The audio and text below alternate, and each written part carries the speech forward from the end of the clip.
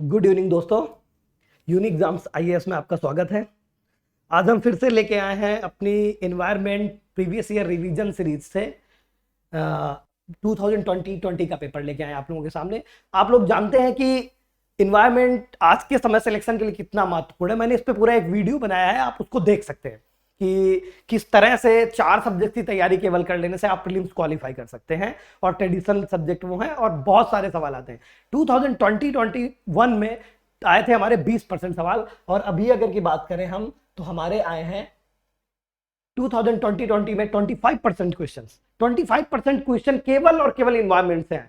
ठीक है, तो अभी हम चलते हैं अपने क्वेश्चन नंबर 1 में और इन 25% क्वेश्चन के हिसाब से अगर देखें आप तो आप इसमें आराम से 20 क्वेश्चन को सही मार सकते हैं अगर थोड़ी भी सिंसियरली तैयारी की है।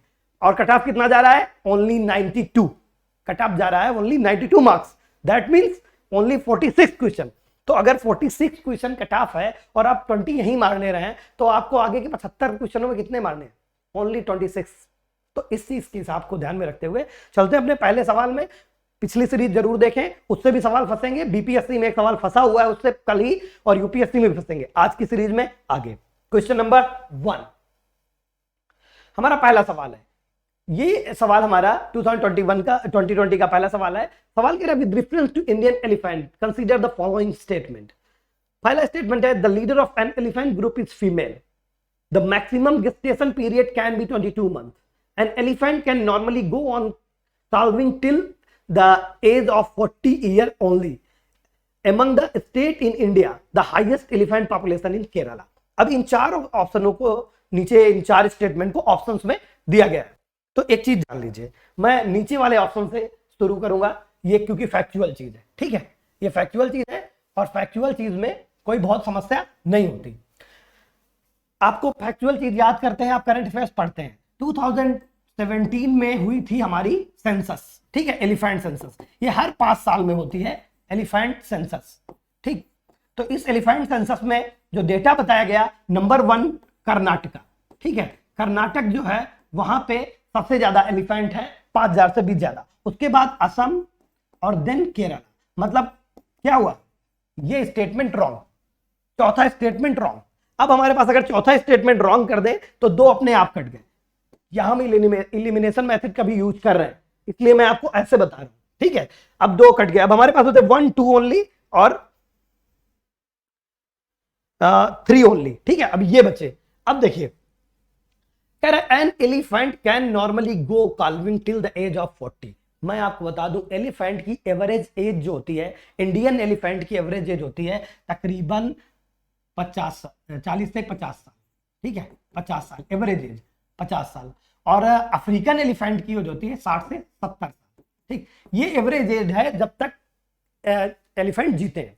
एक चीज समझ लीजिए, मनुष्य जब जन्म लेता है तो उसका काम बहुत से होते हैं। मतलब जब जन्म लेता है उसके बाद उसको तमाम क्रिएशन करनी होती है, घर बनाना होता है, मशीनें बनानी होती है। लेकिन जानवरों का यह काम नहीं होता।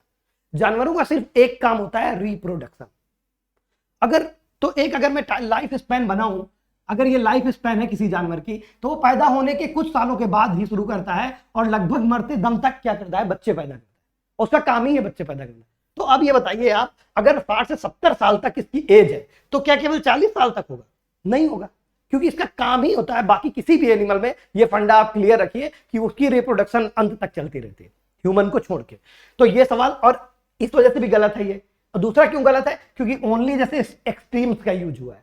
हो सकता है इतने सारे हाथी हैं, हो सकता है कोई एक हाथी पैदा कर दे बच्चे 41 साल में भी, मानो पैदा कर दे रहा है। ऐसी बहुत सी और महिलाएं या पुरुष होते हैं जो पैदा कर देते हैं। तो ये ऑप्शन ऐसे भी आप कट कर सकते थे। तो अब 2 ऑप्शन कट हुए, तीसरा और चौथा। ठीक है, अब हमारे पास बचे the elephant leader, the leader of an elephant group is female. ये ट्रू है। देखिए, फीमेल एलिफेंट क्या करती है, आगे चलती है और इसमें जो टस्कर होता है वो घने जंगलों में रास्ता बनाता है। और इन घने जंगलों में रास्ता अगर वो ना बनाए तो बहुत सी स्पीसीज मूव भी नहीं कर पाएंगी, इवन टाइगर्स भी नहीं मूव कर पाएंगे। तो इसलिए इसको कीस्टोन स्पीसीज भी कहा जाता है। Elephant is also keystone species. ठीक है, तो इसको याद रखिएगा, ये सही है हमारा। और अगला ये सही हो गया। अगला ऑप्शन क्या है? Maximum gestation period is 22 month. ठीक है, इसका जो इंडियन एलिफेंट है उसका 18 to 22 मंथ होता है, और हमारे अफ्रीकन का 20 to 22 मंथ, 22 मंथ की मानिए, ठीक है। तो जो मैक्सिमम क्या हो सकता है 22 मंथ, और ये केवल मैक्सिमम एलिफेंट का नहीं है, किसी भी मैमल का, किसी भी मैमल का, पूरी दुनिया में किसी भी मैमल का सबसे बड़ा गेस्टेशन पीरियड एलिफेंट का, इवन स्पर्म व्हेल से भी ज्यादा। तो ये जो आपका है ये भी सही है। अब इसमें देखने वाली बात यह है कि इसका गेस्टेशन पीरियड लंबा क्यों होता है, इसका इससे भी अंदाजा निकलेगा। देखिए गेस्टेशन पीरियड लंबा होने का एक कारण है हाथी का बड़ा शरीर, लेकिन इससे भी बड़ा प्रोमिनेंट रीजन है ब्रेन। यानी एलिफेंट का जो ब्रेन होता है वो किसी भी मैमल जो पाए जाते हैं कहां, जो पाए जाते हैं लैंड पे, लैंड पे पाए जाने वाले एनी मैमल, कोई भी मैमल हो, उससे ज्यादा बड़ा होता है। इवन इसकी जो न्यूरॉन्स का स्ट्रक्चर होता है वो बिल्कुल ह्यूमन जैसा होता है। और कहा भी जाता है एलिफेंट्स नेवर फॉरगेट, मतलब एलिफेंट कभी भूलते नहीं है। क्यों? क्योंकि उनका ब्रेन बहुत साफ होता है, दे आर इंटेलिजेंट स्पीसीज। तो इसलिए भी इसका जिन जिन स्पीसीज का ब्रेन बड़ा होता है उनके पैदा होने में टाइम ज्यादा लगता है। ठीक, वन थिंग। सेकेंड थिंग, और एक काम की चीज मैं बताऊं कि जो एलिफेंट के लिए एक प्रोजेक्ट चलाया गया है, प्रोजेक्ट एलिफेंट 1992 में चलाया गया, और भारत में ये एलिफेंट प्रोजेक्ट के तहत क्या करना है, इसमें एलिफेंट का संरक्षण, और कोई भी वाइल्ड लाइफ का जब संरक्षण किया जाता है, कंजर्वेशन किया जाता है, तो वो एक ही एक्ट है। कौन सा act? Wild life protection act 1972। तो वाइल्ड लाइफ, चाहे वो प्रोजेक्ट टाइगर हो, चाहे वो प्रोजेक्ट एलिफेंट हो, चाहे वो प्रोजेक्ट बारहसिंगा, कोई भी प्रोजेक्ट है वो आपका चलेगा वाइल्ड लाइफ प्रोटेक्शन एक्ट 1972 से। तो ये सब एडिशनल जानकारी है। दुनिया में जो सबसे ज्यादा एलिफेंट कहां पे है, या तो आप कर्नाटका देख लिए, दुनिया में बोत्सवाना, बोत्सवाना ऐसा देश है जहां पे सबसे ज्यादा एलिफेंट है, और इसीलिए बोत्सवाना सहित अफ्रीका के 4 देश और भारत के 4 देशों, भारत सहित एशिया के 4 देशों ने मिलकर एक संगठन बनाया, E8 ministerial meeting. E8 ministerial meeting में कौन कौन से देश हैं? यहां पे इंडिया है, श्रीलंका है, थाईलैंड है, और इंडिया, श्रीलंका, थाईलैंड और इंडोनेशिया, ये 4 देश हैं भारत की तरफ एशिया से, और बोत्सवाना, कांगो, केन्या और तंजानिया, ये 4 देश हैं कहां से? E8 में, ये है अफ्रीका से। ठीक, चलिए चलते हैं अगले सवाल में। अब इस सवाल में डर, आपको गलती नहीं होनी चाहिए। इसका कौन सा ऑप्शन सही है? A. Second question, if a particular plant species is placed under schedule 6 of the Wildlife Protection Act 1972, what is the implication? कह रहा है कि इफ एनी स्पीसीज, कोई भी स्पीसीज को हम वाइल्ड लाइफ प्रोटेक्शन एक्ट के तहत कुछ शेड्यूल बनाए गए हैं जो टोटल नंबर में 6 है। WPA 1972 में 6 शेड्यूल बनाए गए हैं। इन 6 शेड्यूल में से कह रहा है कि जो 6th शेड्यूल में होगा उसको क्या इंप्लीकेशन है। अगर मैं किसी स्पीसीज को 6th शेड्यूल में डाल दूं तो उसका इंप्लीकेशन क्या है, ये सवाल इसमें पूछा गया। पहला है licence is required to cultivate that plant. दूसरा क्या है? Such a plant can not be cultivated under any circumstances. It is a genetically modified crop plant. Such a plant is invasive and harmful to the ecosystem. अब इनमें से एक option सही है। तो पहले हम पूरी शेड्यूल्स की बात कर लेते हैं। देखिए इसमें 6 शेड्यूल हैं। पहली शेड्यूल जो है और जो दूसरी शेड्यूल का पार्ट 2 है, पार्ट 2, इनको दिया गया है मैक्सिमम प्रोटेक्शन दिएगा, और ये एलिफेंट जो है शेड्यूल 1 में है। ठीक है, और इंडेंजर्ड है पीछे वाले में जो बताया, एलिफेंट वो इंडेंजर्ड स्पीसीज है और शेड्यूल 1 में है। ठीक, अब यहां पे मैंने कहा कि शेड्यूल 1 और शेड्यूल 2 के पार्ट 2 में जो स्पीसीज है वो क्या होती है? Highest conservation status. तो इनको अगर आप शिकार करेंगे, इनको मारेंगे, तो आपको क्या हो जाएगी? बहुत तगड़ी सजा। ठीक, अब इनको तगड़ी सजा जब हो जाएगी तो इसलिए आपको इसकी उतनी इंपॉर्टेंट नहीं है, क्योंकि ज्यादातर स्पीसीज इसी में है। ये जरूर पार्ट 2 इंपॉर्टेंट क्योंकि केवल इसमें 3 स्पीसीज है, केवल और केवल 3 स्पीसीज हैं, और उन 3 स्पीसीज का नाम आप देख लीजिए। एक स्पीसीज का नाम है, इसका मैं बता रहा हूं, एक स्पीसीज का नाम है नीलगिरी लंगूर। दूसरी स्पीसीज है नीलगिरी तहर। नीलगिरी तहर और नीलगिरी लंगूर का नाम आप लोगों ने सुना होगा, है ना? नीलगिरी तहर इंडेंजर्ड स्पीसीज है जो नीलगिरी में पाई जाती है, ठीक है। और इसके अलावा है हमारा तेंदुआ, लिपार्ड। तेंदुआ ये बहुत इंपॉर्टेंट है, तेंदुआ जो है वो बहुत इंपॉर्टेंट है। लिपार्ड आपको ये याद रखना चाहिए, क्योंकि ये यूपीएससी ऐसा सवाल बना सकता है कि लिपार्ड क्या है। तो लिपार्ड की स्टेटस को आपको मैं बताऊं अगर, तो लिपार्ड जो है भारत में 3 तरह के लिपार्ड पाए जाते हैं। एक पाया जाता है क्लाउडेड लिपार्ड, एक नॉर्मल लिपार्ड और एक कौन सा, स्नो लिपार्ड। तो ये तीनों लिपार्ड जो हैं वो तीनों क्या हैं, वल्नरेबल। तो आपको याद करने में बहुत ज्यादा संकट नहीं होना चाहिए, तीनों IUCN के स्टेटस में वल्नरेबल लिपार्ड है। लिपार्ड जो है सारे वल्नरेबल है, तो याद ही नहीं करना लिपार्ड मतलब आए और किस लिस्ट में है ये, सेकेंड की पार्ट 2 में, क्योंकि तीन ही है इसलिए यूपीएससी ऐसे फैक्ट्स को पूछता है।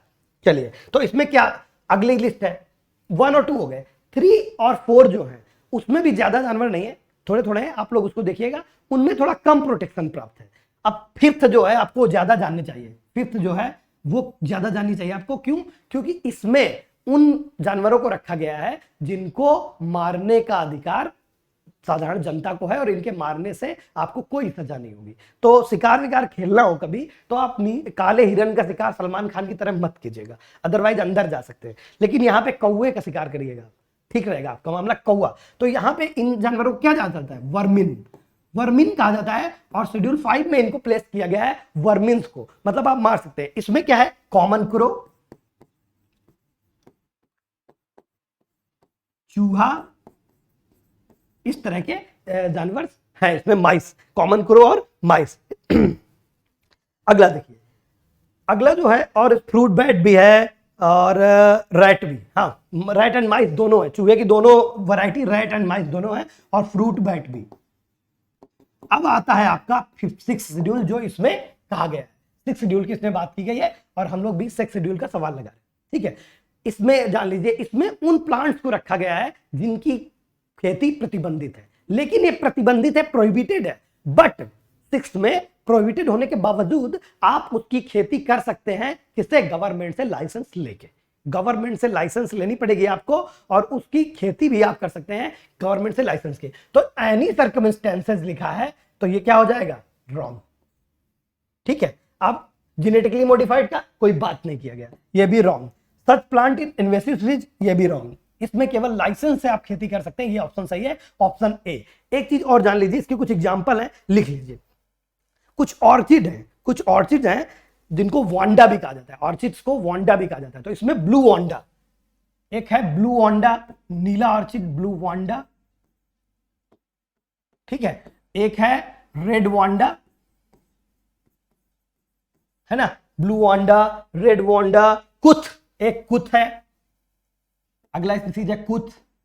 और एक पिचर प्लांट आपने सुना होगा, पिचर प्लांट, ये कौन कैसा प्लांट है, मैंने जब बायोम पढ़ाया था उसमें बताया था कि कुछ प्लांट्स होते हैं जो इंसेक्टिव को खाते हैं, है ना, इंसेक्टिवोर्स प्लांट। ये कहां पाए जाते हैं, उष्णकटिबंधीय वर्षा वनों में, मतलब ट्रॉपिकल रेन फॉरेस्ट में पाए जाते हैं। क्यों? क्योंकि वहां जमीन में न्यूट्रिशन नहीं होता, तो इनको नाइट्रोजन की पूर्ति कैसे करनी है, तो कीड़ों को खा के करते हैं। उनमें से एक प्लांट है आपका पिचर प्लांट।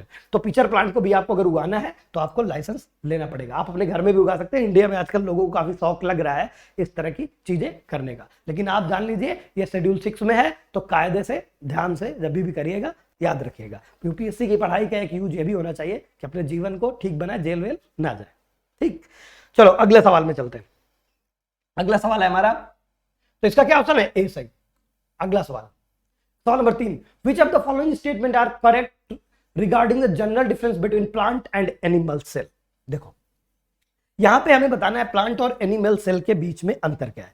तो सबसे पहले हम पढ़ते हैं, पहला ऑप्शन क्या है, पहला स्टेटमेंट है plant cells have cellulose cell wall while animal cells do not, ठीक है, ये कह रहा है। अब दूसरा कह रहा है plant cell do not have plasma membrane unlike animal cells which do.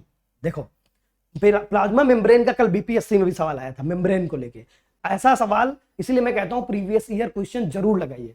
तो उसमें किसको, बंदर, मंकी को, और किसको कंपेयर किया था, हमारे मैंगो प्लांट को, मैंगो ट्री को, ठीक है। तो इसमें आपको ये जान लीजिए मेम्ब्रेन तो दोनों में है, प्लाज्मा मेम्ब्रेन दोनों में है। तो क्या कह रहा है, डिफरेंस बोल रहा है, तो मतलब ये दोनों में है, तो ये रॉन्ग हो गया। अगर 2 को मैं रॉन्ग करूं तो ये रॉन्ग, ये रॉन्ग, ये रॉन्ग। अब क्या बचता है मेरे पास? अब मेरे पास 1 and 3 ओनली बचता है। तो plant cell have cellulose cell wall while animal cell do not, मतलब सेल वॉल केवल प्लांट सेल में पाई जाती है, एनिमल सेल में नहीं पाई जाती। It's true. अगर मैं यहाँ पे एक बना लूं, प्लांट की सेल है ये एनिमल की सेल है, ठीक है। अब यहाँ पे मैं दूसरे कलर ले लेता हूं, क्या क्या मुझे लिखना है। तो अगर मैं यहाँ पे लिख लूं सेल वॉल, पूछिए पहले सेल वॉल, तो यहां क्या होगी? प्रेजेंट, यस, यहां अब्सेंट, ठीक है। अगर मैं दूसरा पॉइंट ले लूं कि न्यूक्लियस, या मैं इसका ले लूं इंडोप्लाज्म न्यूक्लियस का, ठीक है। तो इंडोप्लाज्म न्यूक्लियस दोनों में पाया जाता है, ठीक। सेल मेम्ब्रेन दोनों में पाई जाती है। लाइसोसोम जो है, लाइसोसोम जो है यहां पे रेयर है, पाया जा सकता है, लेकिन यहां पे प्रेजेंट है, ठीक है। लाइसोसोम सेंटर ऑफ द, इसमें लाइसोसोम प्रेजेंट है, यहां पे बहुत रेयर है, कुछ ही प्लांट्स में पाया जाता है, ठीक। तो इसके हिसाब से अब माइटोकॉन्ड्रिया की बात करें अगर हम तो माइटोकॉन्ड्रिया जो है प्लांट सेल में प्रेजेंट होती है, बट बहुत कम नंबर्स होते हैं, जबकि एनिमल सेल में माइटोकॉन्ड्रिया काफी ज्यादा नंबर में है। तो माइटोकॉन्ड्रिया की बात भी आप यहाँ पे कर सकते हैं। प्रेजेंट है बट क्या, बहुत कम। यहाँ पे प्रेजेंट है और क्या, काफी ज्यादा, ठीक। तो ये हमारा प्लांट और एनिमल सेल में एक खास डिफरेंस है। सेल वॉल का मेन डिफरेंस है, लाइसोसोम में भी थोड़ा डिफरेंस है, और माइटोकॉन्ड्रिया में भी थोड़ा डिफरेंस है। कम पाई जाती है प्लांट सेल में और इसमें ज्यादा पाई जाती है, ठीक। इस तरह से इसमें क्या सवाल सही होगा? Mature plant cell has one large vacuole, yes ये भी सही है। प्लांट सेल वैक्यूल्स रखते हैं, लार्ज वैक्यूल्स, और प्लांट सेल में क्या होती है? सेलुलोज की सेल वॉल होती है, ठीक। तो ये और ये सही, तो इसका मतलब 1 and 3 ओनली, ठीक। तो इसका क्या ऑप्शन हो गया? C option. आगे चलते हैं हम लोग, अगला प्रश्न हमारा question number 4। What are the advantages of zero tillage farming? देखो सबसे पहले समझ लीजिए जीरो टिलेज होता क्या है, इससे तभी जाके आप बात कर पाएंगे। और मैं कुछ और फैक्ट दूंगा आपको, वो आप अपने क्लास जरूर रिवाइज करिएगा, क्योंकि हर बार एग्रीकल्चर से 2-3 सवाल आ रहे हैं। पिछली बार परमानेंट एग्रीकल्चर से भी आया था एक सवाल, कल हम लोगों ने डिस्कस किया था परमानेंट एग्रीकल्चर का सवाल, ठीक है। तो इस चीज को थोड़ा ध्यान रखिएगा, ठीक। अब इसमें देखिए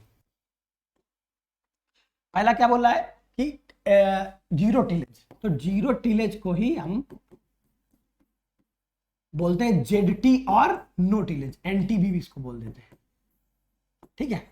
जीरो टिलेज को नो टिलेज भी या नील टिलेज, नो टिलेज और नील टिलेज, नो टिलेज और एन का दोनों फॉर्म हो सकता है, और नील टिलेज, ठीक है। ये दोनों बोल सकते हैं। इसके फायदे क्या होते हैं? देखो होता क्या है, जो ऐसे प्लांट्स होते हैं जो सीड से उगाते हैं, उन प्लांट्स को जब खेत को बिना जुताई किए, जुताई करने का टिलेज का मीनिंग क्या हो गया? डिगिंग भी नहीं करते आप, स्ट्राइक नहीं करते और ओवर टर्निंग नहीं करते, मिट्टी को पलटते नहीं है। लेकिन कुछ डिगिंग का मतलब काफी गहरी डिगिंग नहीं करते, लेकिन कुछ मशीन्स आती हैं, उनसे छोटा छेद बना के आप उस छेद में बीज को डाल देते, बस, जुताई बिल्कुल नहीं करते, ठीक।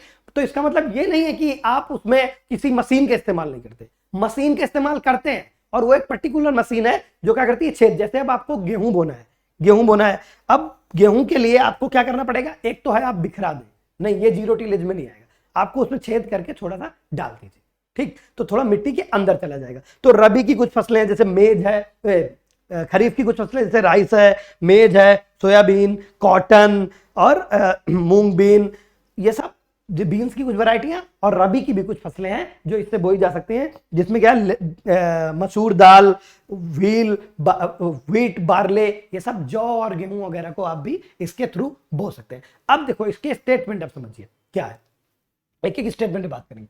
क्या है? Sowing of wheat is possible without burning the residue of the previous crop. इसमें क्या होता है? देखो प्रीवियस क्रॉप को हम उसी में काट के पड़ी रहती है, थोड़ा सा हटा के छेद करके इसको दाने को डाल देते हैं, तो बर्निंग की जरूरत है नहीं है, ठीक। सही हो गया ये, ठीक। दूसरा, without the need of nursery of rice sapling, direct planting of paddy seed in the wait soil is possible. मैंने क्या बताया आपको? इसमें जो बीज से डायरेक्ट उग सकते हैं पौधे, उनको यहां पे किया जाता है, सैपलिंग्स को नहीं। सैपलिंग मतलब उसकी जो नर्सरी बोई जाती है, आप गांव से होंगे या जो शहर से भी हैं, तो एक जगह से उखाड़ के दूसरी जगह जब प्लांट्स किए जाते हैं, उगाए कहीं और जाते हैं, तो उसको सैपलिंग्स बोलते हैं, नर्सरी बोलते हैं, ठीक है। तो वो करने की जरूरत नहीं, क्यों? क्योंकि आप इसमें छेद किए और थोड़ा सा छेद करके उसी में बीज को डाल दिए, तो उसकी भी जरूरत नहीं है, तो ये भी सही है। Carbon sequestration in soil is possible, ये इंपॉर्टेंट पॉइंट है, ये देखने वाला पॉइंट है। कैसे, मैं ये समझाता हूं आपको। देखो, सॉइल में ऑलरेडी कार्बन होती है, लेकिन अगर आप सॉइल को जुताई करेंगे तो उसमें क्या होगा, सॉइल की जुताई करने में सॉइल ऊपर आ जाएगी, और सॉइल जैसे ऊपर आती है तो उससे क्या होता है, कार्बन रिलीज होता है, वन थिंग। ठीक, अब कार्बन रिलीज होगा तो अगर सॉइल नहीं जोती जाएगी तो उसमें कार्बन क्या रहेगा, सिक्वेस्टर रहेगा, मतलब उसमें बना हुआ रहेगा और वो इन्वायरमेंट में नहीं आ पाएगा, सॉइल में ही बना रहेगा। तो इसलिए ये स्टेटमेंट भी सही है हमारा। ठीक है, तो जीरो टिलेज की बात करें तो ये सही है। तो इसमें हमारे क्या आएंगे, 1, 2 एंड 3।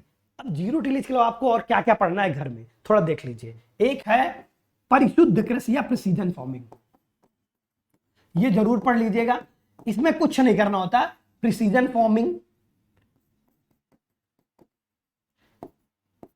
प्रिसीजन फार्मिंग में क्या करते हैं, इसमें हम बहुत ज्यादा टेक्नोलॉजी का इस्तेमाल करते हैं। सपोज करिए एक खेत है, उसमें हमने सेंसर लगा दिए, ट्रैक्टर में भी सेंसर लगे कि जब सॉइल कम होगी, ठीक है, सॉइल कम में ह्यूमिडिटी कम होगी तो वो बता देगा कि इतनी कम है, इतनी सिंचाई कर दीजिए। और वहां एक स्प्रिंकलर मशीन लगी है, उतने ही टाइम, और ये सब सैटेलाइट से जुड़ा हुआ है, सैटेलाइट से, ये सबसे, इसी को सैटेलाइट फार्मिंग भी कह सकते हैं।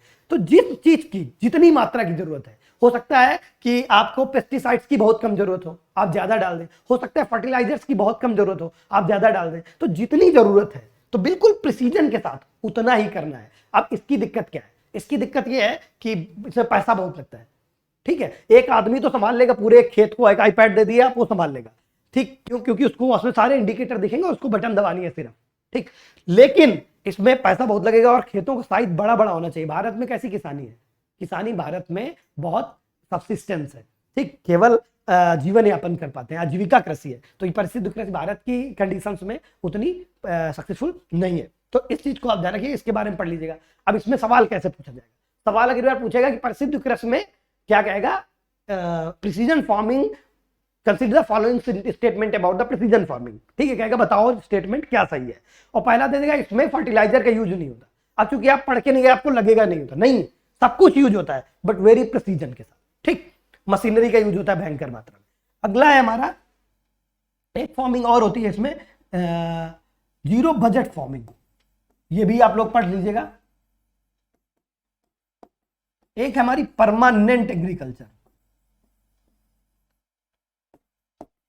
एक है हमारी सस्टेनेबल एग्रीकल्चर।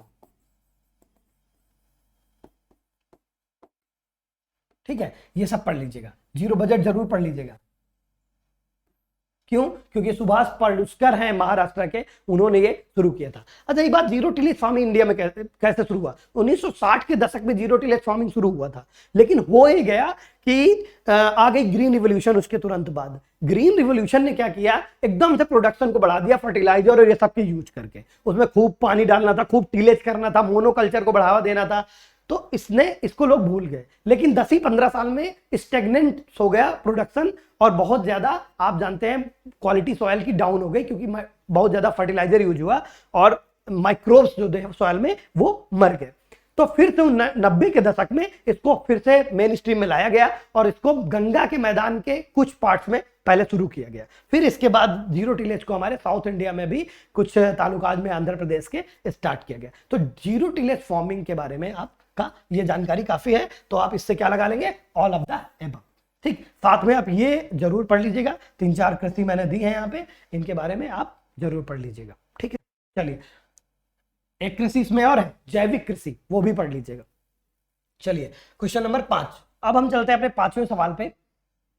5वां सवाल क्या है, देख रहे हैं आप कि बायोचार क्या है। ठीक है, बायोचार के बारे में, बायोचार इन फार्मिंग में यूज के बारे में पूछा है कि कृषि में बायोचार का उपयोग कैसे हो सकता है।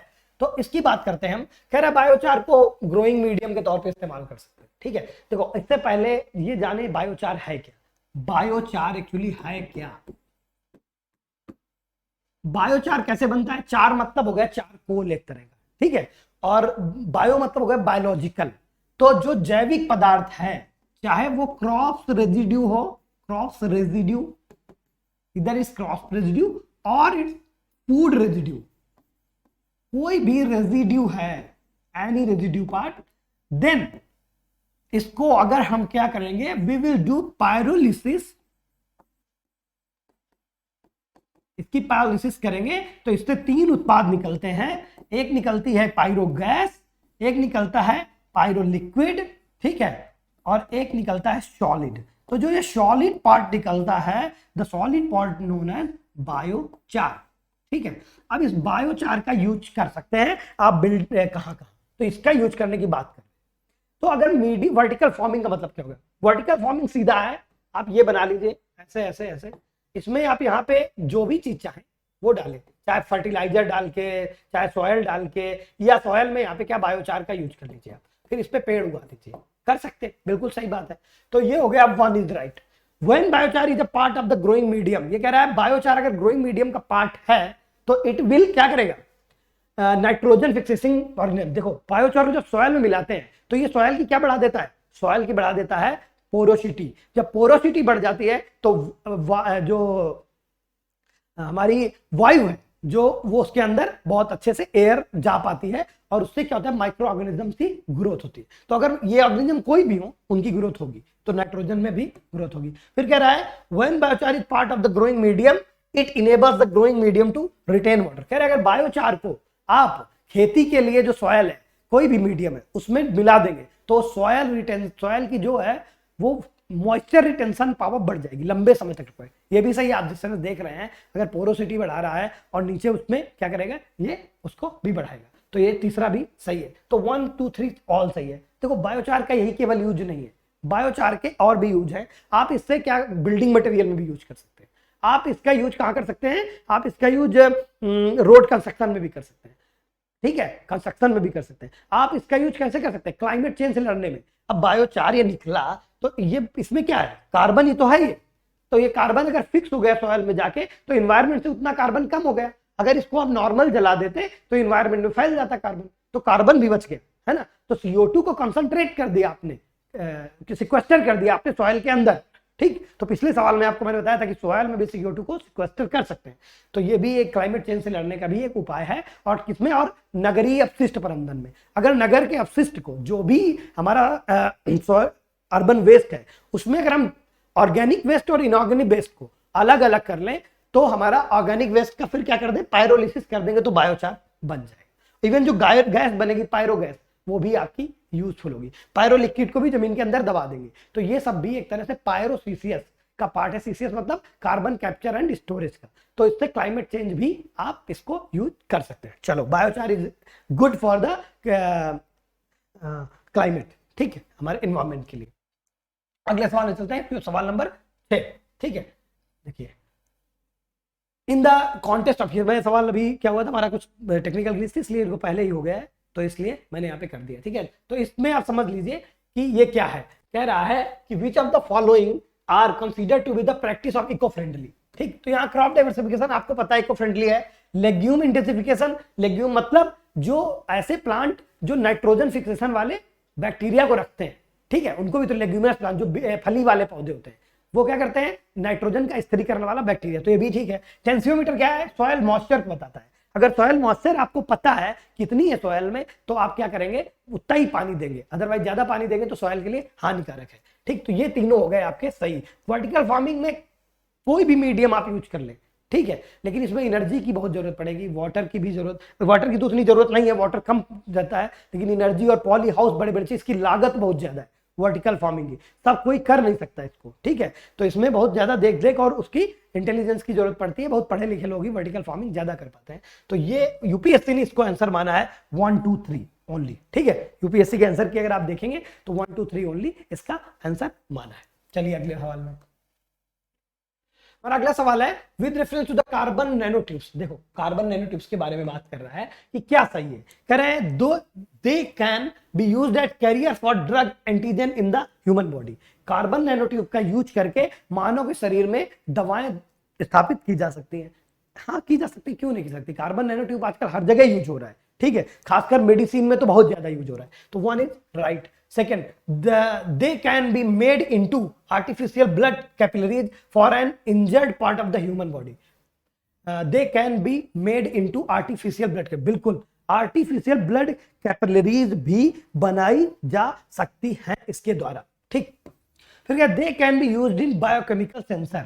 बिल्कुल, अगर बॉडी के अंदर नैनो ट्यूब्स डाले जा सकते हैं तो बायोकेमिकल सेंसर्स के तौर पे वो आपके तालाब में भी डाले सकते हैं, कहीं भी यूज किया जा सकता है। तो बायो अगर मान लीजिए किसी इन्वायरमेंट की हालत खराब है और वहां पे नैनो ट्यूब्स पड़े हैं तो वो उसको क्या करेंगे, आपको इंडिकेट कर देंगे कि यहाँ प्रॉब्लम है। ठीक, तो इसके तौर पे भी इस्तेमाल हो सकते हैं। कार्बन नैनो ट्यूब बायोडिग्रेडेबल, ये थोड़ा देखने वाला सवाल है, बायोडिग्रेडेबल है कि नहीं। Yes, carbon nano tube are biodegradable, और इसको जो बायोडिग्रेडेबल कहते हैं इसके लिए यूज एक टर्म किया जाता है, एंजाइमेटिक ऑक्सीडेशन। एंजाइमेटिक ऑक्सीडेशन, ऑक्सीकरण, ऑक्सीडेशन मींस ऑक्सीकरण। ठीक है, तो ये भी सवाल सही है। मतलब इसमें हमारे क्या सही हुए, 1 2 3 4। 2020 के क्वेश्चन पेपर में इन्वायरमेंट इकोलॉजी के ज्यादातर सवाल में डी ऑप्शन सही था, तो यही सोच के लोगों ने 2021 में भी डी मारना शुरू कर दिया और वहां पे गड़बड़ हो गई। ठीक है, तो कोई प्री नोशन बना के मत जाइएगा, लेकिन फिर भी आप एक चीज देख रहे होंगे, आप एक पैटर्न जैसा। Consider the following statement, genetic change can be introduced in cells that produce egg और sperm for of a prospective parents. ठीक है, फिर कह रहा है persons genome can be edited before birth at the early embryonic stage, कि birth के पहले ही जब गर्भ में होता है तो भी जीनोम को आप एडिट कर सकते हैं, परिवर्तित कर सकते हैं। Human induced pluripotent stem cells can be injected into the embryo of pig. अगर देखो एक चीज, अगर पिग का इंट्रोड्यूस कर सकते हैं आपके अंदर तो हमारा ह्यूमन का भी पिग में जा सकता है। तो ये एक लॉजिक वाली बात थी, तो ये हमारा सही हो गया। तीसरा सही होते ही हमारे पास ये कट गया, ये कट गया, अब बचे दो, और ये और ये। अब 50% चांस है आप कुछ भी मारेंगे इसमें से। ठीक है, अब कह रहा है persons genome can be edited. Yes, आप जानते हैं आपके जब गर्भ में बच्चा होता है तो उसमें कुछ डिफिशियंसी हो तो भी क्या किया जा सकता है, उस जीनोम को एडिट किया जा सकता है। आज के टाइम पे ऐसी टेक्नोलॉजी आ चुकी है। ठीक, तो ये भी सही सवाल हो जाएगा, एम्ब्रियोनिक स्टेज या गर्भ की अवस्था में या भ्रूण की अवस्था में। एम्ब्रियन मतलब भ्रूण, भ्रूण की अवस्था में कर सकते हैं। फिर genetic change can be introduced in the cells that produce egg और sperm of a prospective parents. बिल्कुल सही, ये भी आपका सही है। ठीक, तो इसमें हमारा 1 2 3 ऑल। देखो ज्यादातर सवालों में ऑल सही मिल रहा है, लेकिन इससे अंदाजा ये मत लगाइएगा कि हमेशा ऐसा होता है। 2021 में लोग फेल हुए यही कर करके। अगला क्वेश्चन नंबर 9 कह रहा है ये क्या है, इनमें से कंसीडर द फॉलोइंग। कह रहा है बेंटोनाइट, क्रोमाइट, कैनाइट, सिलिमाइट, इनमें से क्या पूछा है, ऑफिशियली डिग्नेटेड एज मेजर मिनरल। देखो मिनरल दो प्रकार के होते हैं हमारे देश में, एक एक्ट है mines and minerals development and regulation act. ठीक है, MMDR एक्ट 1957। इस एक्ट में दो शेड्यूल है। ठीक है, एक है सूची या शेड्यूल, ठीक है, दूसरी सूची शेड्यूल। ठीक है, इन शेड्यूल्स में जो लिखा है ये 3A है, इसका मेरे को अभी याद नहीं आ रहा आइडिया क्या है। ठीक है, तो इनमें जो इस सूची में है वो माइनर मिनरल, जिनको इसमें डाला गया उनको माइनर या लघु मिनरल कहा जाता है। माइनर मिनरल जिनको इस सूची में डाला गया उनको कहा गया मेजर मिनरल। ठीक है, ठीक, मेजर और माइनर मिनरल दो में बांटा गया, किसमें, इसके आधार पे। तो ऑफिशियली डिजिग्नेट पूछा है, इसलिए आप यहां से ऑफिशियली टर्म जाएंगे, मतलब एक्ट में क्या कहा है। तो मेजर मिनरल को यहां पे लगा, इसमें है कोल, लिग्नाइट, क्रोमाइट, क्यानाइट, सिलिमाइट, ये सब इसके इसमें आते हैं। सिलिमाइट भी इसमें है, क्यानाइट भी है, क्रोमाइट भी है, कोल भी है, आयरन भी है, यूरेनियम भी है, गोल्ड भी है, और भी कई है। ये सारे मेजर मिनरल है। माइनर मिनरल क्या है, बेंटोनाइट है, अगेट है, ठीक है, क्ले है, कैल्साइट है, डोलोमाइट है। इन सब का दर्जा क्या है, माइनर मिनरल का। ठीक है, तो आपको इसमें क्या हो गया, ये गलत है और बाकी तीनों सही है। ठीक, तो क्या हो गया, 2 3 एंड 4 ओनली। ठीक, ये सही। अगले में चलते हैं। हमारा अगला सवाल है, in the context of recent advance in human reproductive technology pro nuclear transfer is used, fertilization of egg in vitro by the donor sperm, genetic modification of sperm producing cells, development of stem cell into functional embryo, prevention of mitochondrial disease। ठीक है, वो कह रहे हैं pro nuclear transfer किसके लिए use किया जाता है। ये करंट अफेयर्स में काफी ज्यादा चल रहा था। प्रो न्यूक्लियर ट्रांसफर का यूज किया जाता है हमारा प्रिवेंशन ऑफ माइटोकॉन्ड्रियल डिसीज में। इसमें एक प्रोसेस होता है, पहले क्या किया जाता है, एक एग लिया जाता है और एक स्पर्म का लिया जाता है, उनको दोनों को करा के जाइगोट बनाया जाता है, फिर जाइगोट के न्यूक्लियर को निकाल लिया जाता है, ठीक है, तो इसको बोलते हैं प्रो न्यूक्लियर। फिर इसको क्या किया जाता है, दूसरे उसमें जहां प्रॉब्लम होती, ठीक है, प्रॉब्लम वाले का हटा के इसको ट्रांसप्लांट कर दिया जाता है, ठीक, तो इस तरह से नए जाइगोट में इसको स्थापित कर दिया जाता है, ठीक। तो ये है आपका इसमें माइटोकॉन्ड्रियल डिसीज। अगला सवाल है हमारा, Which of the following are the reason factor for exposure to benzene pollution? इसमें ऑटोमोबाइल एग्जॉस्ट बेंजीन होता है, टोबैको स्मोक में भी बेंजीन होता है, वुड बर्निंग में भी बेंजीन होता है, using varnish to wooden furniture, furniture में तो खूब बेंजीन होता है, क्यों, क्योंकि पेंट होती है और पेंट में हमेशा बेंजीन होता है, ठीक है। तो कहीं भी ऐसी बात आए, पॉलीयूरेथेन में भी होता है, तो इसमें भी ऑल ऑफ द एबव सही है, आपके डी ऑप्शन इसमें भी सही है, ठीक। क्वेश्चन नंबर 11 में डी। अब बेंजीन में कभी भी आए, देखो ये सवाल रिपीट कर सकता है, तो आपको याद होना चाहिए, है ना, पॉलिश पेंट या पॉलिश में भी होता है, पॉलिश या पेंट में भी बेंजीन होता है, ठीक। तो यहां पे आपका ऑप्शन सही होगा डी। अगला सवाल, consider the following activities, spraying pesticide on the crop field, inspecting the, मतलब क्या हुआ इसका, खेतों में आपको पेस्टिसाइड डालना, inspecting the craters of active volcano, कि वोल्केनो में भी आपके क्रेटर को इंस्पेक्ट करना जाके उसकी देखरेख करना, ठीक। Collecting breath sample from spouting whales for DNA analysis, ठीक है। अब ये देखो, अगर आपको स्पाउटिंग वेल्स मिली तो वहां भी ड्रोन, आगे क्या कह रहा है, drone present level of technology which is the above activity can be successfully carried out by using drones. Drone को एक यूज करके इसमें क्या कर सकते हैं, अरे यार पेस्टिसाइड डालने के लिए ड्रोन क्यों नहीं हो सकते, ड्रोन है और उसमें डाल दिया आपने, दवा भर दी, पूरे में ड्रोन उड़ रहा है, हो गया। ये तो लॉजिक वाला सवाल है, जब विवाह में फोटो खींच रही है तो ये भी कर सकते हैं, ये भी सही।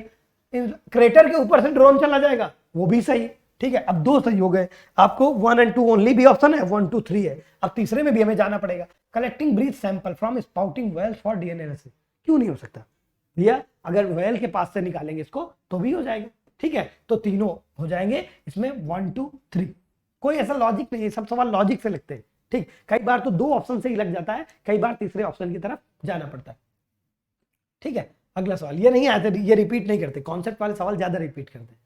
इन the rural road construction the use of which of the following preferred for ensuring environmental stability to reduce carbon footprint. देखो कॉपर स्लैग का अगर आप यूज करते हैं तो नो डाउट उससे क्या होता है, हमारा क्या होता है, कम होती है, इसमें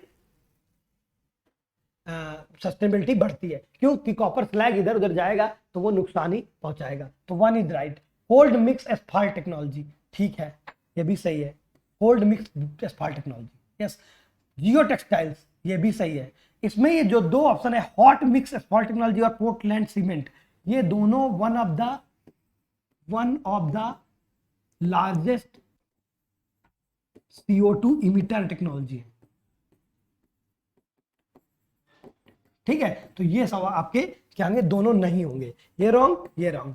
अब 1 2 और 3 ओनली, तो option 1 is right, A is right. हम चलते हैं अपने अगले सवाल। अगला सवाल है, consider the following statement, coal ash contain arsenic, lead and mercury, ठीक है। Coal fired power plant release sulphur dioxide and oxides of nitrogen into the environment, high ash content is observed in Indian coal. देखो आपको पता है कोयले में बहुत ज्यादा क्या पाया जाता है, हमारे देश में जो कोल ऐश होती है, मतलब कोयले की जो राख होती है, ठीक है, उसमें क्या पाया जाता है, मैं आपको बता दूं, लेड तो इसमें लिखा है, यस राइट है, आर्सेनिक भी राइट है और मर्क्यूरी भी राइट है, ये तीनों पाए जाते हैं। इनके अलावा लेड, आर्सेनिक, मर्क्यूरी के अलावा कैडमियम, क्रोमियम, सेलेनियम, ये सभी पाए जाते हैं। कैडमियम, क्रोमियम, सेलेनियम, ये सब भी पाए जाते हैं हमारी किसमें, कोल ऐश में। अगला, कोल फायर्ड पावर प्लांट, आपको पता है कोयले में सल्फर भी होता है और नाइट्रस ऑक्साइड भी होती है, और ये किसके लिए, एसिड रेन के लिए काफी ज्यादा जिम्मेदार है, यही एसिड रेन के लिए जिम्मेदार है, तो ये भी सही है, ये आपको सबको पहले से पता है, ठीक है, तो ये भी सही, ये भी सही है। अगला, high ash content in observe in Indian coal, yes, Indian coal में 40 से 45% तक क्या पाया जाता है, ऐश कंटेंट पाया जाता है, राख का कंटेंट बहुत ज्यादा पैसे। क्यों? क्योंकि इंडियन कोल न्यू है। भारत का जो कोयला है वो थोड़ा कंपैरेटिवली, तुलनात्मक रूप से या कंपैरेटिवली न्यू कोल है, ठीक है। और न्यू कोल होने की वजह से अभी भी इसमें मॉइस्चर काफी ज्यादा है। When moisture is high, moisture content is high in coal, the quality of coal rate is inferior, will be inferior, and this inferior coal will produce much more high as, that's why it's known कि India का जो हमारा कोल है उसमें बहुत ज्यादा S content है, 40 to 45%। तो इसका सही जवाब क्या हो गया? 1, 2 and 3 ऑल। इसका सही जवाब हो गया 1, 2 and 3 ऑल। अगला, steel slag can be the material for which of the following, construction of base road, yes. Slag व्लैग सब चीज में लगता है। Improvement of agriculture soil, yes. ये भी रिटेंशन पावर बढ़ा देता है, बायोचार की तरह। बायोचार में बस किससे यूज होता है? बायोचार में बायोलॉजिकल होता है, स्टील स्लैग बायोचार नहीं है। क्यों? क्योंकि ये बायोलॉजिकल नहीं है। लोहे को स्टील बनाने के क्रम में प्रगलन के टाइम अलग किया जाता है, ठीक है। प्रगलन मतलब जब मेल्टिंग हो जाती है स्टील की उस टाइम, ठीक। Production of cement, production of cement में भी इसका यूज होता है। तो ये 1, 2, 3 ऑल, ठीक। स्लैग, बस यहाँ पे सवाल बायोचार से जोड़ के पूछ सकता है। तो बायोचार हमेशा बायोलॉजिकल ऑर्गेनिक मटेरियल से आएगा, ना कि इन सब चीजों से।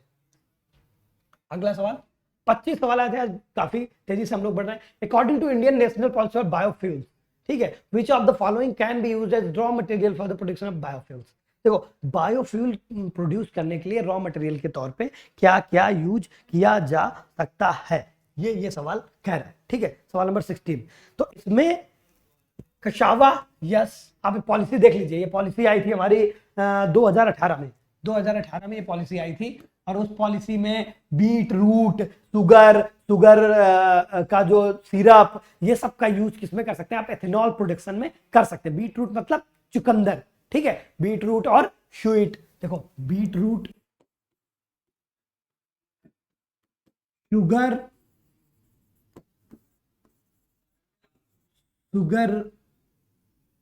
सिरप, ठीक है, स्वीट, शोरगम, ठीक है। इन सब का भी यूज आप इसके लिए कर सकते हैं, ठीक है। अब डैमेज्ड और उन सब चीज का भी यूज कर सकते हैं जो ह्यूमन यूटिलाइजेशन के ठीक नहीं है, जैसे सड़े हुए टमाटर, सड़ा हुआ गेहूं। तो डैमेज गेहूं कैसा है? सड़ा हुआ गेहूं, ठीक है। डैमेज व्हीट, सड़ा हुआ गेहूं, तो ये भी आप यूज कर सकते हैं। ग्राउंड नट सीड्स, इसकी बात नहीं की गई है। ग्राउंड नट सीड की बात नहीं की गई है, इसकी बात नहीं की गई है। रॉटन पोटैटोज, यस, रॉटन पोटैटोज भी आप यूज कर सकते हैं, ठीक। क्यों? क्योंकि मैंने क्या कहा, चाहे टोमेटो चाहे पोटैटो अगर सड़े हुए हैं या गेहूं है तो भी उसका यूज कर सकते हैं, ठीक है। हॉर्स ग्राम नहीं कर सकते यूज आप इसका। शुगर बीट 6, आपको मैंने बताया शुगर बीट का यूज कर सकते हैं। शुगर यहां मैंने लिखा है, शुगर बीट आप कर सकते हैं, ठीक है। तो इसका इस्तेमाल आप कर सकते हैं। अब 1, 2, 3, 4, ये 4 में से कौन से हैं? 1, 2 और 5 और 6। 1, 2, 5 और 6 मतलब ए ऑप्शन इज राइट, ठीक है। ये पॉलिसी का सवाल है, बहुत ज्यादा इसमें सोचने वाली बात नहीं है। चलते हैं अगले सवाल में। Which of the following protected area are located in Kaveri basin? ये सवाल थोड़ा आपको समझना होगा। देखो, इसमें जो नेशनल पार्क है नागरहोल, ये कहाँ है? नागरहोल हमारा है कोडागु डिस्ट्रिक्ट ऑफ कर्नाटका। कर्नाटका के कोडागु डिस्ट्रिक्ट में है। कोडागु कहाँ? कर्नाटका, कर्नाटक में है अगर, ठीक है, तो कावेरी बेसिन में हो सकता है। पापीकोंडा कहाँ है? पापीकोंडा है आंध्र प्रदेश के ऊपर वाले पार्ट, जहां से बहती है गोदावरी, ठीक है। फिर सत्यमंगलम टाइगर रिजर्व, सत्यमंगलम जो है ये कन्फ्लुएंस ऑफ ईस्टर्न और वेस्टर्न घाट पे है। ईस्टर्न और वेस्टर्न घाट जहां मिलते हैं वहां पे है सत्यमंगलम, ठीक है, टाइगर रिजर्व। और वायनाड तो आपको पता है राहुल गांधी इलेक्शन लड़ते हैं वहां पे, तो वायनाड केरला में है।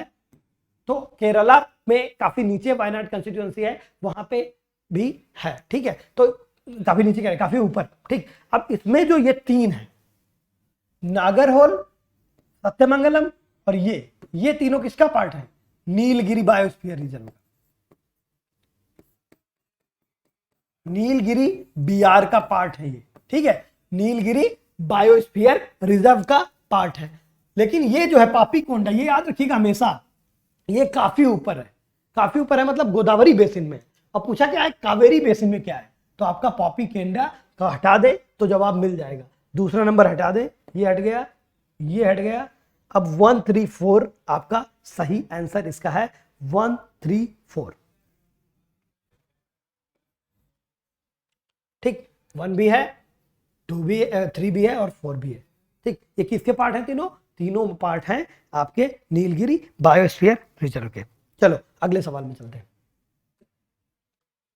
with the reference to the Indian biodiversity, Ceylon frogmouth, copper-smith barbet, grey-chinned minivet and white-throated redstart are क्या है? देखो ये करंट अफेयर्स का सवाल है, सीए का सवाल है। ये बर्ड्स चर्चा में थी, ये है बर्ड्स और इनका सबका स्टेटस क्या है? आईयूसीएन में सारी की सारी लिस्ट कंसर्न है, एलसी। इनमें से जो पहली बर्ड है सिलोन फ्रॉग माउथ, इसको ये श्रीलंका फ्रॉग माउथ भी कहता है। सिलोन मतलब श्रीलंका, फ्रॉग माउथ फ्रॉग की तरह कुछ माउथ होगा इसका, तो सिलोन फ्रॉग माउथ कहां पाई जाएगी? वेस्टर्न घाट में। तो ये सारी एलसी है, ठीक है, लिस्ट कंसर्न है आईयूसीएन की लिस्ट में। दूसरी है ये कॉपर रेड ब्लूहेड, ये भी ये है एलसी, ये भी एलसी, सारी एलसी है। और ग्रे मिनी वेट जो है, ग्रे चिंड मिनी वेट, ये पाई जाती है कहां? हिमालयन चाइना में, हिमालय टू चाइना, ठीक है, ये हिमालय टू चाइना, चीन है, चीन से चाइना, ठीक, याद कर लीजिए। और ये अगली भी पाई जाती है हमारी हिमालयन रीजन में ही, इंडिया, नेपाल और भूटान में, ठीक। तो ये सारी बर्ड्स है। अगला सवाल, which of the following protected area is well known for construction of conservation of a species of Indian swamp deer Barasingha that thrive well on hard ground and is exclusively ग्रामीनिवर्स। देखो बारासिंघा को के बारे में यहाँ पे बोला गया है। बारासिंघा भारत में 3 जगह पाया जाता है। एक तो पाया जाता है दुधवा में, ठीक है, दूसरा पाया जाता है कान्हा में और तीसरा पीलीभीत में। कान्हा में, कान्हा और तीसरा पीलीभीत, ये 3 जगह। ये कहां है दुधवा? यूपी। पीलीभीत यूपी, ठीक है। अब यहां ऑप्शन क्या है?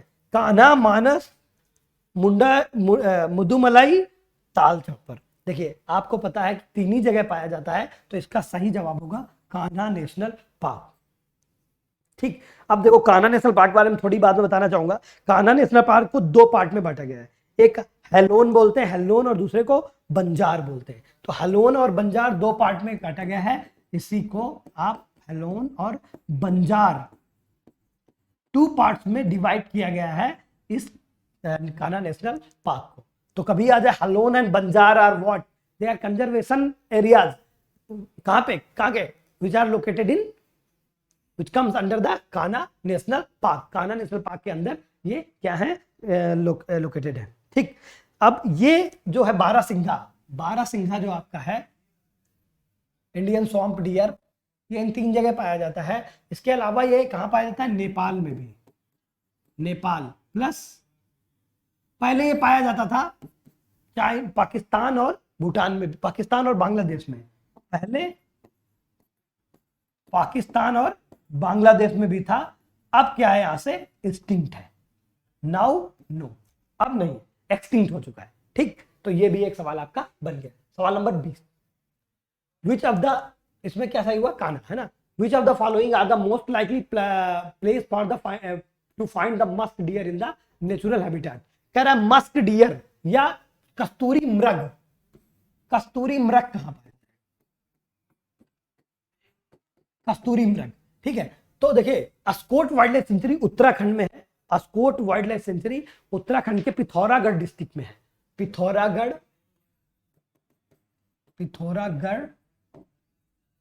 कहां? उत्तराखंड, ठीक है, उत्तराखंड में। ये इसका नेचुरल हैबिटेट भी है, किसका, मस्क डियर का। It is right. गंगोत्री कहाँ है, गंगोत्री है हमारी उत्तरकाशी डिस्ट्रिक्ट में, उत्तरकाशी डिस्ट्रिक्ट में है गंगोत्री, उत्तराखंड के। यहां भी मस्क डियर पाया जाता है, ठीक है। मस्क डियर इसके अलावा हिमाचल, जम्मू कश्मीर और सिक्किम, अरुणाचल प्रदेश तक पाया जाता है, अरुणाचल में भी पाया जाता है, अरुणाचल, सिक्किम, हिमाचल और JNK, इन सब जगह पे भी मस्क डियर पाया जाता है। एक चीज यहाँ पे कॉमन है, ये ऊंचाई वाले भागों में पाया जाता है। अब आ गया था Kishanpur wild life sanctuary. Kishanpur wild life sanctuary कहां पे है, यूपी में। यूपी में कहां पे, दुधवा नेशनल पार्क का पार्ट है, नेशनल पार्क का पार्ट है, ठीक है। तो ये बहुत नीचे हो गया, तो मस्क डियर यहां नहीं पाया जाएगा, ठीक, तो ये रॉन्ग हो गया। फिर अगला मानस नेशनल पार्क, ये भी बहुत नीचे है, आप जानते हैं फुटहिल्स में है और दलदल है काफी यहाँ पे, तो ये भी असम में है, इसमें भी नहीं पाया जाएगा, ठीक है। तो कहां पाया जाएगा, 1 और 2 ओनली, तो ये इसका ऑप्शन सही होगा, ठीक। अगला, which with reference to the ocean mean temperature, which of the following statement is are correct? OMT is measured up to the depth of 26 degree isotherm. Isotherm क्या होती है, आइसोथर्म मतलब होता है समताप रेखा, ऐसी लाइन जहां पे टेम्परेचर के समान बिंदुओं को जोड़ती हो, उस लाइन को बोलेंगे आइसोथर्म। अब ये कह रहे हैं कि ये लाइन पाई जाती है 129 metre in the south western Indian ocean, ठीक, ड्यूरिंग जनवरी टू मार्च। देखो जनवरी टू मार्च ड्यूरिंग, ये सब बहुत वो करने के लिए बताया जाता है। OMT क्या है, ओशन मीन टेम्परेचर क्या है, ओशन मीन टेम्परेचर एक तरह का समुद्री जल के ताप को मापने का साधन है, जो कि किसके कितने 26 डिग्री तक सही है आइसोथर्म, बट ये रॉन्ग है, ये बट 59 मीटर है कहां पे, सदर्न इंडियन ओशन में। और वैसे क्या होता है एवरेज 50 से 100 मीटर, 50 से 100 मीटर एवरेज की बीच पाई जाती है पूरे दुनिया में, 50 से 100 मीटर के बीच में ही ये रेखा पाई जाती है, ओशन मीन टेम्परेचर इसको बोलते हैं। अर्थात ये सरफेस टेम्परेचर नहीं है, सरफेस से नीचे का टेम्परेचर है। सरफेस टेम्परेचर को क्या बोलते हैं, SST, सी सरफेस टेम्परेचर, जो क्या होता है कुछ मिलीमीटर तक केवल होता है। जैसे समुद्र ये है, ठीक है, तो इसमें कुछ मिलीमीटर तक इतना ही, जबकि ओशन मीन टेम्परेचर यहां तक, ठीक, कितना 150 से 100 मीटर के बीच, ठीक, जबकि ये केवल SST केवल ऊपर, ठीक। अब ये कह रहा है OMT collect during the January March can be used in the assessing whether amount of rainfall in monsoon will be less or more. Yes, IIMT जो है, IIMT ये क्या है, Indian institute of tropical meteorology, ठीक है। IITM, IITM, T पहले बना लीजिए, M बाद में, IITM ये कहाँ है, पुणे में। इसने खोज की कि जो SST की कंपेयर में OMT is better, OMT is better in predicting monsoon, और कहा कि जहां SST की एक्यूरेसी 60% है मानसून को प्रिडिक्ट करने में, तो वहीं पर OMT की एक्यूरेसी 80% है।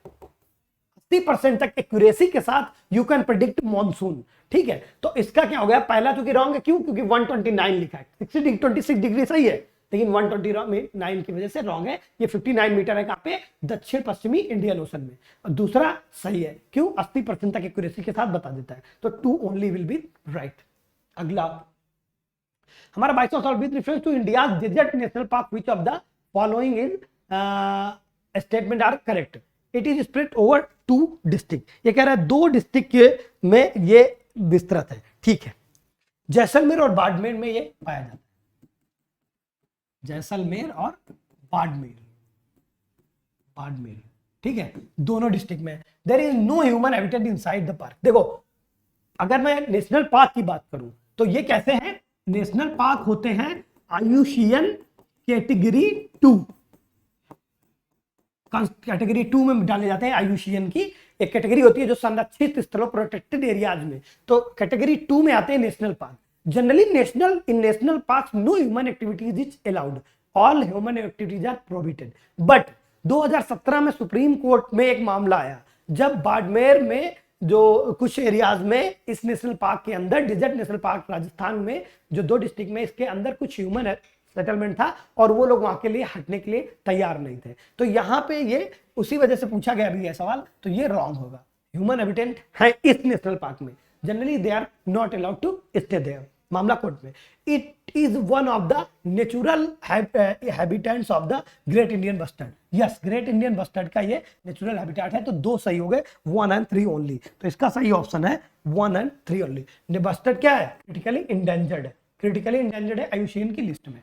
अगला सवाल, Among the following tiger reserves, which of the largest under critical tiger reserve? देखो, 2 नागार्जुन सागर और श्रीशैलम को जोड़ दिया गया तो सबसे ज्यादा बड़ा क्रिटिकल टाइगर हैबिटेट बन गया यहां पे। ठीक है, तो इसका सही जवाब है सी। अगला, which of the following statement best describe the social cost of carbon? It is measured in monetary value of the long term damage done by ton of CO2 emission in given year। ठीक है, दूसरा, requirement of fossil fuels for a country to provide goods and services to its citizen based on burning of those fuels, effort put in by climate refugees to adopt the new line, live in a new place, contribution of individual person to the carbon footprint on the planet earth. देखो सवाल number 24, इसमें क्या सही है? इससे से अंदाजा लगाइए, सोशल कॉस्ट ऑफ कार्बन, सामाजिक कीमत क्या है कार्बन की, मतलब जो डैमेज कर रहा है समाज को। कहते नहीं, कॉस्ट का क्या मतलब होता है कि इसकी कॉस्ट बहुत ज्यादा है, आप कर तो रहे हैं लेकिन आपके जीवन में कॉस्ट बहुत ज्यादा है। तो स्टेटमेंट से भी अंदाजा लगाया जा सकता था। तो इसका long term damage done by tons of CO2 emission given year, तो इसका ए सही है। अब इस चीज को समझ लो, इंडिया में क्या है? इंडिया में 86 पर टन CO2 है, $86 पर टन CO2। ठीक है, टन CO2। अगर 1 टन CO2 है तो उसकी सोशल कॉस्ट $86 बिलियन है 1 टन इमिशन की। तो टोटल जो डैमेज है वो तकरीबन 210 बिलियन पर एनम है, $210 बिलियन पर एनम। ठीक है, तो ये हमारा सोशल कॉस्ट है डैमेज की इंडिया में, इसके द्वारा कार्बन के इमिशन से। ठीक, CO2 इमिशन से। तो इसका सही जवाब क्या होगा? ए। अगला, consider the following statement: 36% of India districts are classified as war exploited or critical by the Central Ground Water Authority। Central ground water authority ने क्या किया? एक ग्राउंड वाटर लेवल को चेक करके डिस्ट्रिक्ट्स को आइडेंटिफाई किया और बताया कि भारत के 71% डिस्ट्रिक्ट जो हैं वो सेफ है। अगर ये सेफ हैं तो आपका 36 क्या हो सकता है क्या? ये नहीं, मतलब ये रॉन्ग हो गया। पूरा डेटा देख लीजिए, सीजीएसटी का डेटा पूरा देख लीजिए। सेमी क्रिटिकल है 10%, 10%। ठीक है, और अब क्रिटिकल है 4%, 4%। अब जो बचा हमारा ओवर एक्सप्लॉइटेड, ये हमारे 15%। ओवर एक्सप्लॉइटेड जो है वो है 15%। डिस्ट्रिक्ट हमारे 15% डिस्ट्रिक्ट हमारे देश में जो है, जो सेंट्रल CGWA का जो डेटा है उसके हिसाब से 15% डिस्ट्रिक्ट की ओवर एक्सप्लॉइटेड है। तो ये रॉन्ग है। CGWA form under the environment protection act. दूसरा ये कह रहा है यस, ये एनवायरमेंटल प्रोटेक्शन एक्ट का बना। India is the largest area under the ground water irrigation in the world. Yes, ground water irrigation में इंडिया के पास सबसे ज्यादा एरिया है दुनिया में। तो हमारा कौन सा सवाल सही हुआ इसमें? 2 and 3 ओनली मीन्स बी। ठीक है, तो ये हमारा आज का कार्यक्रम हो गया। यूनी एग्जाम्स की आपको इस तरह की सीरीज लाएगा। आप सारे ऑप्शंस देखते रहिए, आपके स्टेट PCS UPSC के सवाल रिपीट होते हैं। आपने कल भी देखा था, ट्री सिटी के बारे में आपने पढ़ा था, हैदराबाद उसका ऑप्शन था, BPSC में आया, यूपी PCS में भी आएगा। तो इस तरह से आप हमारे सीरीज को देखते रहिए। धन्यवाद, थैंक यू। कोई भी कमेंट है आप मेरे कमेंट बॉक्स में करके बता सकते हैं, अपने सजेशंस भी, और आपको क्या क्या सीरीज चाहिए।